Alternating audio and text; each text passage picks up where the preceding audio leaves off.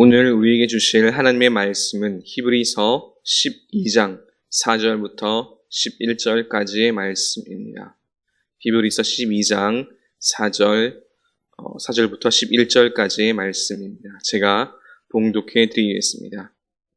너희가 죄와 싸우되 아직 피 흘리기까지는 대항하지 아니하고 또 아들들에게 권하는 것 같이 너희에게 권면하신 말씀도 잊었도다. 일러스되 내 아들아 주의 징계하심을 경히 여기지 말며 그의 꾸지람을 받을 때에 낙심하지 말라. 주께서 그 사랑하시는 자를 징계하시고 그가 받아들이시는 아들마다 채찍질하심이라 하였으니 너희가 참음은 징계를 받기 위함이라. 하나님의 아들과 같이 너희를 대우하시나니 어찌 아버지가 징계하지 않는 아들이 있으리요. 징계는 다 받는 것이거늘 너에게 없으면 사생자요 친아들이 아니니라. 또 우리 육신의 아버지가 우리를 징계하여도 공경하였거든 하물며 모든 영의 아버지께 더욱 복종하며 살려 하지 않겠느냐. 그들은 잠시 자기 뜻대로 우리를 징계하였거니와 오직 하나님은 우리의 유익을 위하여 그의 거룩하심에 참여하게 하시느니라.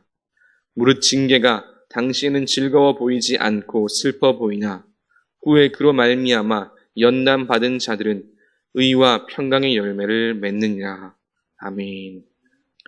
이제 유정희 목사님 나오셔서 징계의 내면이라는 제목으로 말씀을 전하실 때에 큰 은혜 누리시기 바랍니다.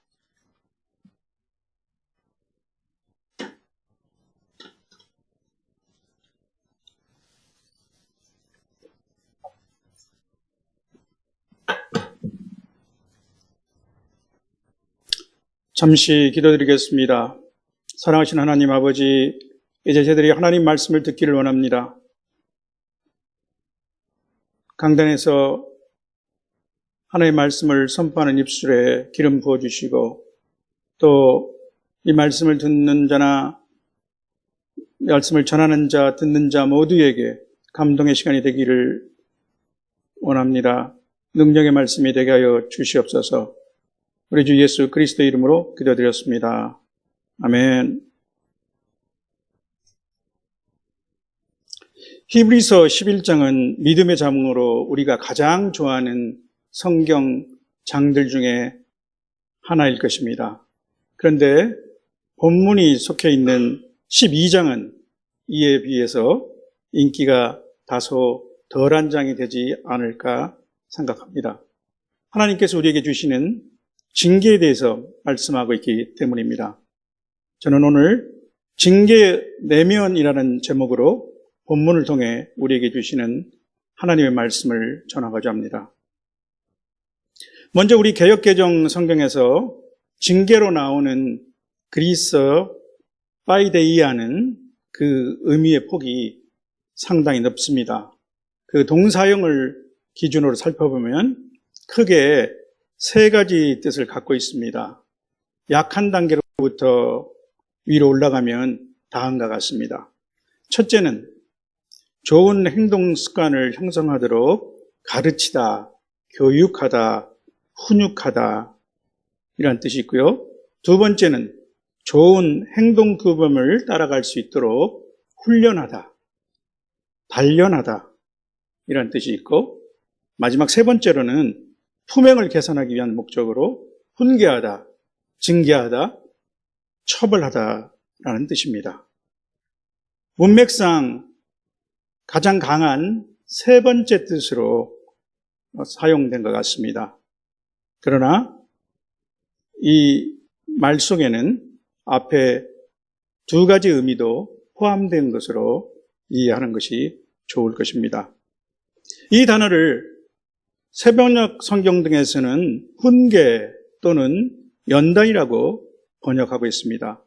아무튼 징계든 훈계든 또는 연단이든 그것을 당하는 사람의 입장에서는 달가운 것이 아님은 틀림없습니다. 그래서 본문 11절에서도 무릇 징계가 당시에는 즐거워 보이지 않고 슬퍼 보인다라는 말씀이 있죠. 오늘 본문 말씀의 요지는 하나님은 우리 성도들을 때로는 징계 또는 훈계하신다는 것입니다. 아멘 하시죠? 역시 믿음 좋은 우리 주사랑 성도님답습니다.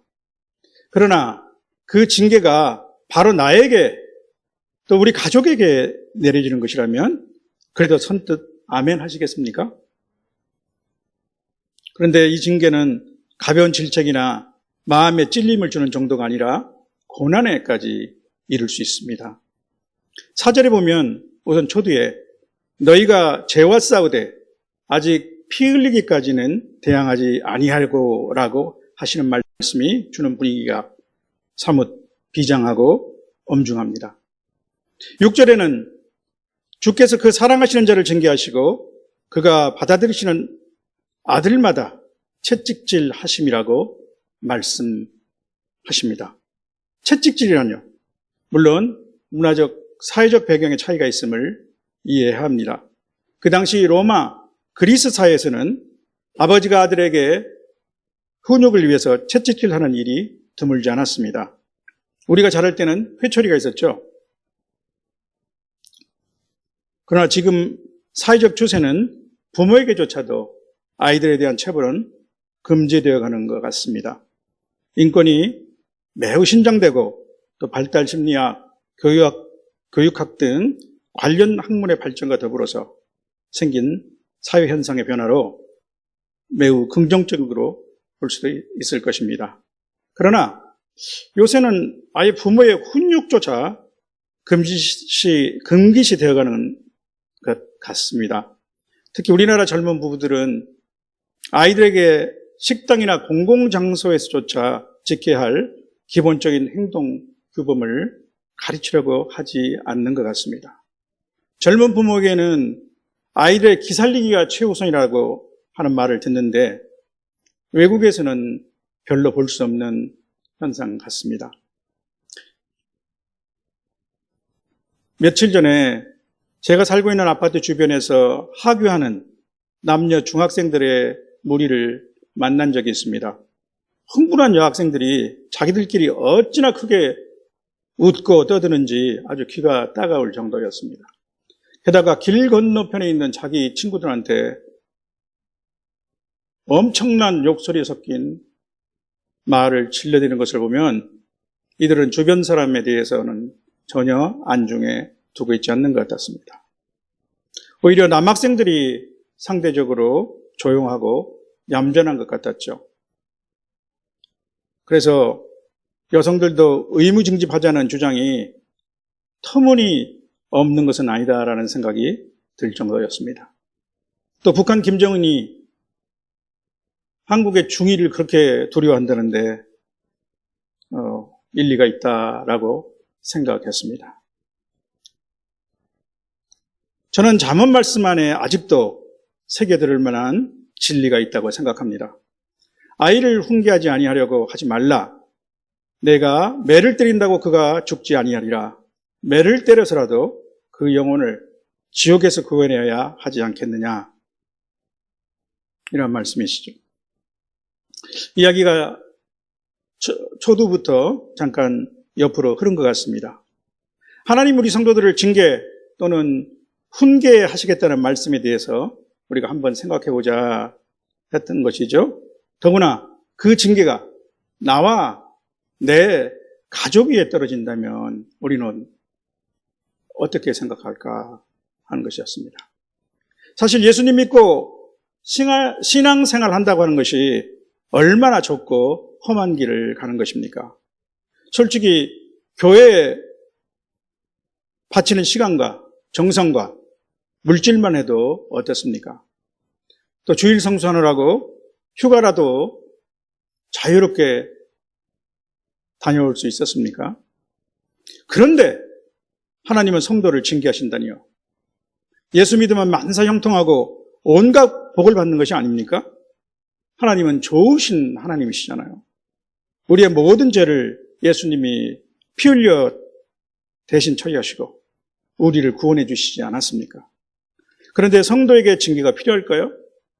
물론 교회 예배 참석도 가끔씩, 그것도 몸만 와서 드리는 아주 엉터리 교인에 대해서라면 모르겠습니다. 또한 성도들이 징계를 받는다면 세상 사람들한테는 어떻게 비추어지겠습니까? 그들은 예수 믿는다는 사람들도 저렇게 어려움을 당하는 걸 보니 도대체 기독교라는 종교도 별거 없네 하지 않겠습니까? 이것은 하나님의 명성과 평판에도 좋을 것이 없어 보입니다. 그러나 본문에서 하나님은 성도들을 징계 또는 훈계하신다고 말씀하고 있습니다. 하나님이 성도들을 징계하시는 이유는 두 가지입니다. 그 첫째는 그들이 하나님의 아들이기 때문입니다. 7절 하반절에 보면 하나님이 아들과 같이 너희를 대우하시나니 어찌 아버지가 징계하지 않는 아들이 있으리요? 이렇게 말씀하고 있습니다. 징계의 대상에서 제외된 자녀는 없습니다. 또 8절에는 징계는 다 받는 것이거늘 너희에게 없으면 사생자여 친아들이 아니니라 라고 말씀하고 있습니다. 사생자는 친아들에게 인정된 권리와 특권을 갖지 못하는 것이죠. 하나님 나라를 유업으로 받지 못합니다. 이와 같이 하나님의 징계 또는 훈계의 대상은 성도들입니다. 그들이 하나님의 자녀이기 때문입니다. 그것이 하나님이 성도를 징계하는 첫 번째 이유입니다. 또한 하나님이 성도를 징계하시는 두 번째 이유는 바로 그 목적에 있습니다. 10절에서 11절을 보면 바로 성도의 유익을 위해서입니다. 하나님이 우리의 잘못에 대해서 분노를 표출하고 심판하는 것이 아닙니다. 하나님이 이 징계를 통하여 우리를 그의 거룩하심에 참여하게 하시기를 원하십니다. 이렇게 징계로 연단받는 자들은 의와 평강의 열매를 맺습니다.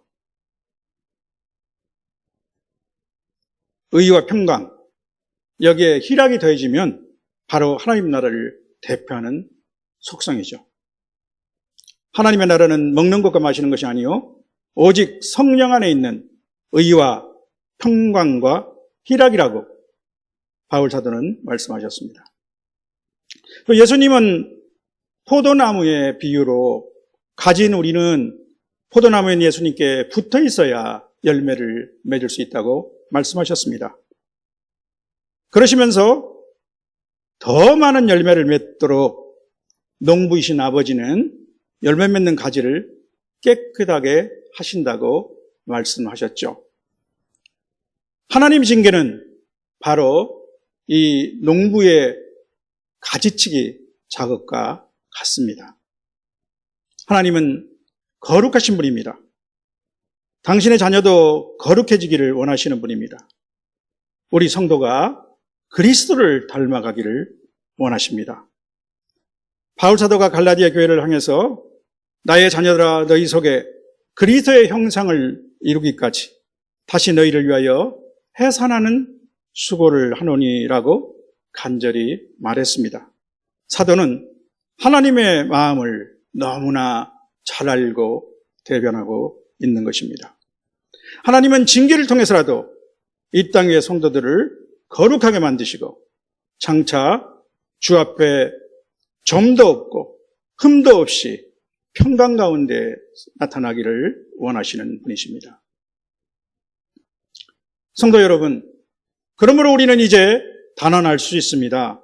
참 사랑은 징계합니다. 하나님은 부모의 사랑으로 성도를 사랑하십니다. 하나님의 사랑은 사실 부모의 사랑보다 훨씬 더 크고 완전합니다. 하나님은 사랑이십니다. 사랑은 징계하고 훈계합니다. 징계할 때 징계하는 것, 그것이 참 사랑입니다. 부모는 자기 아이를 훈계하고 징계합니다. 나머지 아이를 징계하는 사람은 없을 것입니다. 그 아이 또한 부모가 아닌 사람의 훈계나 징계는 거부할 것입니다. 그런데 저는 한 가지 아주 황당한 이야기가 잊혀지지 않습니다. 20년 전 호주에서 근무할 때였습니다. 한 호주 지인이 자기 친구로부터 직접 들은 경험담이라고 말을 해주었습니다. 어머니와 아이가 독일 여행 중에 있었던 일인데, 아이가 막발류가물이 들어왔는데 횡단보도를 달려 건너갔습니다. 그러자 저쪽 건너편에서 중년 여성이 있었는데 이 아이를 덥석 안더니 어떻게 했을까요? 따귀를 그냥 한 대 갈기더란 겁니다. 그들에게 그 후로 독일인은 아주 악몽이 되었다고 합니다. 전혀 웃지도 않으시고 반응이 없으시네요. 놀래서 그렇습니까? 그러나 인간 부모의 사랑은 완벽하지 못합니다. 부모는 자식이 비뚤어지거나 잘못되어 갈 때도 이를 제대로 보지 못하기도 합니다. 학교에 문제아의 부모가 불려오면 거의 대부분 그들의 1차적인 반응은 우리 아이가 그럴 리가 없을 텐데요 하는 것입니다. 사실 저와 아내도 비슷한 경험을 했습니다. 외국 근무 중에 저희 큰아들을 고3 올라가는 무렵에 외교관 자녀 기숙사에 보낼 수밖에 없었습니다. 저희와 함께 있을 때는 엄친아까지는 아니더라도 상당히 모범생에 가까운 아이였습니다. 중고등부 예배도 빠진 적이 없습니다. 그런데 한 1년 후에 저희가 기숙사 사감 선생님을 만났습니다. 그런데 이분이 저희 아들에게 대해서 전혀 다른 말을 하는 것입니다. 그래서 처음에는 선생님이 혹시 학생을 착각한 것이 아닌가라고 생각을 할 정도였습니다. 아들의 프라이버시 문제라 여기까지만 하겠습니다. 전혀 반응이 없으시네요. 또 부모는 때로는 자식의 잘못을 보고도 마음이 약해서 제대로 징계하지 못합니다. 때로는 그 반대로 훈육한다는 것이 자기의 분노를 억제하지 못해서 화풀이를 하는 셈이 되기도 합니다. 사실 요즘처럼 모든 것이 급변하는 세상에서는 우리가 부모라고 해도 자식에게 무엇이 궁극적으로 유익한 것인지조차 잘 알 수 없는 경우도 많습니다. 그러나 오직 하나님은 완전하시며 참 사랑이십니다. 참 사랑은 징계해야 합니다. 진정한 사랑은 자식의 잘못을 마냥 눈 감고 넘어가지 않습니다. 방임하지 않습니다. 일찍이 하나님은 다윗에게 그의 후손에 대하여 보여주실 변함없는 사랑, 헤세드에 대해서 이렇게 말씀하셨습니다. 나는 그에게 아버지가 되고 그는 내게 아들이 되리니 그가 만일 죄를 범하면 내가 사람의 매와 인생의 채찍으로 징계하려니와 내가 내 앞에서 물러나게 한 사울에게서 내 은총을 빼앗은 것 같이 그에게서 빼앗지는 아니하리라. 사무엘하 7장 14절 15절 말씀이죠. 사람의 매와 인생의 채찍, 그러나 징계는 하나님의 사랑입니다. 참 사랑은 징계합니다. 징계는 성도의 유익을 위한 것입니다. 그러나 이것이 징계의 내면입니다. 그것은 하나님의 사랑입니다. 은혜입니다. 축복입니다. 하나님은 당연히 성도들에게 훨씬 더 높은 수준의 거룩함을 기대하십니다. 우리가 다 하나님의 아들을 믿는 것과 아는 일에 하나가 되어 온전한 사람을 이루어 그리스도의 장성한 분량이 충만한 데까지 이르기를 원하십니다. 그래서 하나님은 때로 징계의 매를 드시는 것입니다. 그런데 그렇다고 해도 하나님이 불신자들을 징계하지 않으시고 성도만 징계하신다면 우리 성도들은 좀 억울한 느낌이 들지 않을까요? 시편 73편의 기자가 바로 그렇게 생각했습니다. 그는 악인의 형통함을 보고 거의 실족할 뻔했습니다. 그의 눈에 비친 악인의 모습은 다음과 같았습니다. 그들 악인은 죽을 때에도 고통이 없고 그 힘이 강건하며 사람들이 당하는 고난이 그들에게는 없고 사람들이 당하는 재앙도 그들에게는 없고 항상 평안하고 재물은 더욱 불어났습니다. 반면에 자신은 내 마음을 깨끗게 하며 내 손을 씻어 무지하게 하였는데 이게 다 헛것 같다는 생각이 들기도 했습니다. 그러나 시인은 하나님의 성소에 들어갈 때야 그들의 종말을 깨달았습니다. 주께서 그들을 순식간에 파멸에 던지시고 그들이 진멸하였기 때문입니다. 이것이 악인들을 기다리고 있는 최후의 모습입니다. 그들에게는 징계 대신 심판이 내려집니다. 이미 되돌릴 기회가 없습니다. 예수님이 십자가에 죽으심으로 모든 인류의 죄를 대속하신 신약 시대에서 악인은 누구입니까? 모든 사람이 죄를 범하고 죄의 형벌 아래 놓여 있습니다. 제 스스로의 자격으로 의인은 하나도 없습니다. 오직 예수님을 구주로 영접하는 사람만이 하나님의 자녀가 됩니다. 그래서 이제 신약시대의 악인은 살아생전에 하나님의 복음을 거부한 사람들입니다.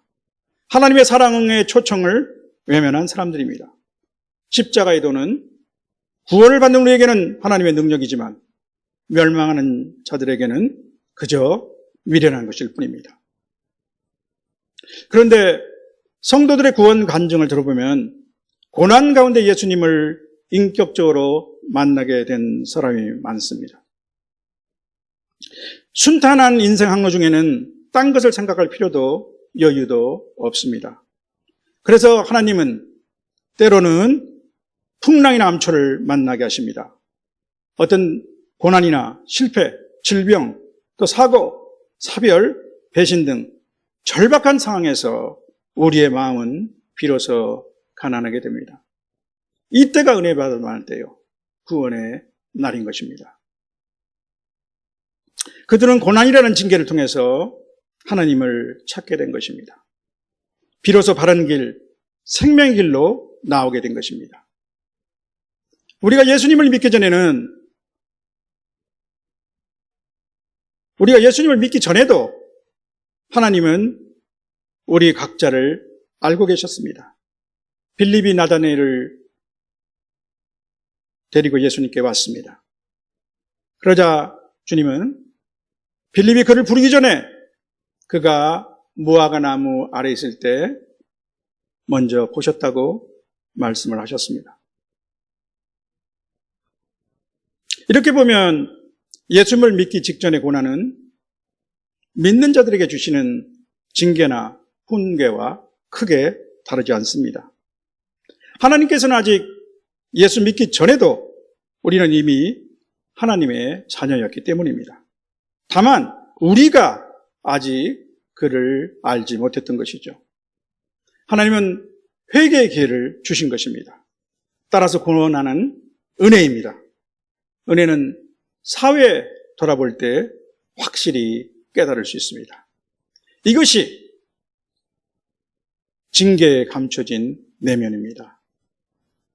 이렇게 보면 우리나라 옛날 이야기의 후렴구와 같은 해피엔딩이 있죠. 그래서 잘 먹고 잘 살게 되었더라. 이 해피엔딩이 어찌 보면 가장 불행한 엔딩이 될 수도 있습니다. 성도 여러분, 참사랑은 징계합니다. 하나님은 성도를 징계하고 훈계하십니다. 징계는 사랑의 채찍질입니다.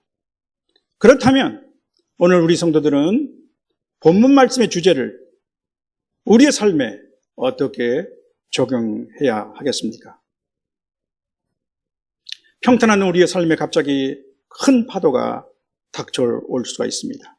사입이 꼬이고 인간관계가 틀어집니다. 큰 질병이 찾아오기도 합니다.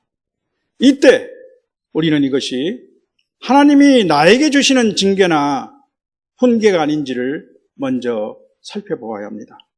나의 삶을 점검해 보아야 합니다. 회개하지 않는 죄는 없는지, 내 안에 계신 성령의 경고를 여러 차례 무시하지는 않았는지, 특히 나의 내면을 하나님의 말씀에 비추어 보아야 합니다. 평소 나의 관심사가 무엇인지, 과연 내가 추구하는 삶의 목적은 무엇인지 스스로 질문해 보아야 합니다. 그리고 통에 자복하는 회개 기도로 마음을 찢어야 합니다. 징계는 당연히 그 자체가 목적이 아닙니다. 하나님은 우리가 회개하고 돌아서기를 바라실 뿐입니다. 우리가 각자의 부르심에 합당한 삶을 살기를 원하십니다. 징계는 궁극적으로 우리의 유익을 위한 것임을 잊지 말아야 합니다. 따라서 본문에서는 5절에 보면 이러한 징계시 주의 징계하심을 경히 여기지도 말며 또한 낙심하지 말 것을 권면하고 있습니다. 또한 7절에도 우리를 자녀처럼 대하셔서 내리시는 훈육이라고 여기고 견뎌내라고 말씀하십니다. 참 사랑이 징계라면 믿음은 인내입니다. 견뎌내는 것입니다. 낙심은 마귀의 속삭임에 빠지는 것입니다. 결코 성도가 취할 자세가 아닙니다. 물론 우리가 받는 고난은 반드시 우리 잘못에 대한 하나님의 징계나 교훈만은 아닙니다. 어떤 고난은 오히려 정반대일 수 있습니다. 하나님을 사랑하기 때문에 세상으로부터 받는 고난이 그것입니다. 그래서 주님께서는 그때 기뻐하고 즐거워하라. 하늘에서 너희의 상이 큼이라. 너희 전에 있던 선지자들도 이같이 박해하였느니라 라고 말씀하셨습니다. 또 많은 고난은 어떠한 이유에서 오는 것인지 알 수 없습니다. 고난은 여전히 신비의 영역이기 때문입니다. 그러나 우리가 확실히 알 수 있는 것은 어떤 고난이라도 그것은 하나님이 우리에게 허용하신 것이라는 것입니다. 하나님보다 더 큰 자가 없기 때문입니다. 따라서 우리는 믿음으로 어떤 고난도 견뎌내야 하며 또 견뎌낼 수 있는 것입니다. 우리가 잘 알고 있는 말씀이 있지 않습니까? 사람이 감당할 시험밖에는 너희에게 당한 것이 없나니 오직 하나님은 미쁘사 너희가 감당하지 못할 시험당함을 허락하지 아니하시고 시험당할 즈음에 또한 피할 길을 내사 너희로 능히 감당하게 하시니라. 또한 모든 고난에는 끝이 있습니다. 그리고 이를 믿음으로 견뎌낼 때 반드시 유익이 있습니다. 하나님이 실패가 없으신 분입니다. 모든 것을 합력하여 선을 이루게 하실 것입니다. 따라서 고난에 대한 욥의 자세는 본받을 만합니다. 욥은 이유를 알 수 없이 갑자기 불어닥친 엄청난 고난 중에서 애타게 하나님을 찾았습니다. 그러나 어떻게 된 셈인지 하나님은 도무지 그 모습을 보이시지 않으셨습니다. 그러나 그는 믿음으로 이렇게 고백하고 있습니다. 그러나 내가 가는 길을 그가 아시나니 그가 나를 단련하신 후에는 내가 순금같이 되어 나오리라. 그가 나를 단련하신 후에는 내가 순금같이 되어 나오리라. 고난은 성도의 신앙을 성숙시킵니다. 또한 고난을 통과한 성도는 그만큼 다른 사람들의 고통을 공감하며 위로할 수 있게 됩니다. 이것이 고난의 유익이 아닙니까? 성도 여러분, 그러나 고난과 징계 가운데 우리가 가져야 할 가장 중요한 자세는 믿음의 창시자시요 완성자이신 예수를 주목하여 바라보는 것입니다. 바로 나와 여러분은 인류의 죄를 위해 십자가 지신 주님을 바라보아야 합니다. 히브리서는 또한 그분에 대해서 이렇게 말씀하고 있습니다. 그런 아들이신데도 고난을 당하심으로 순종을 배우셨습니다. 또한 그분은 완전하게 되셔서 부활 승천하게 되신 것을 말씀하고 있는 거죠. 그분은 완전하게 되셔서 그분을 순종하는 모든 사람들에게 영원한 구원의 근원이 되셨습니다. 히브리서 5장 8절에서 9절 말씀입니다. 두란노 우리말 성경에다가 제가 조금 사역을 한 것입니다. 참 사랑은 징계합니다. 성도에 대한 징계는 하나님의 사랑입니다. 하나님의 징계는 유익을 주시기 위한 것입니다. 징계는 사랑이며 은혜입니다. 이것이 징계의 내면입니다. 따라서 우리 성도는 기꺼이 하나님의 징계에 순종합니다. 죄가 없으심에도 불구하고 십자가 죽음까지 순종하신 우리 주님을 바라봅니다. 그리고 우리 또한 그에게서 순종을 배우고 그를 닮아가는 것입니다. 또한 어떤 고난 가운데서도 우리는 하나님의 자녀로서 담대히 이렇게 선포합니다. 우리가 환난 중에도 기뻐하나니 이는 환난은 인내는 연단은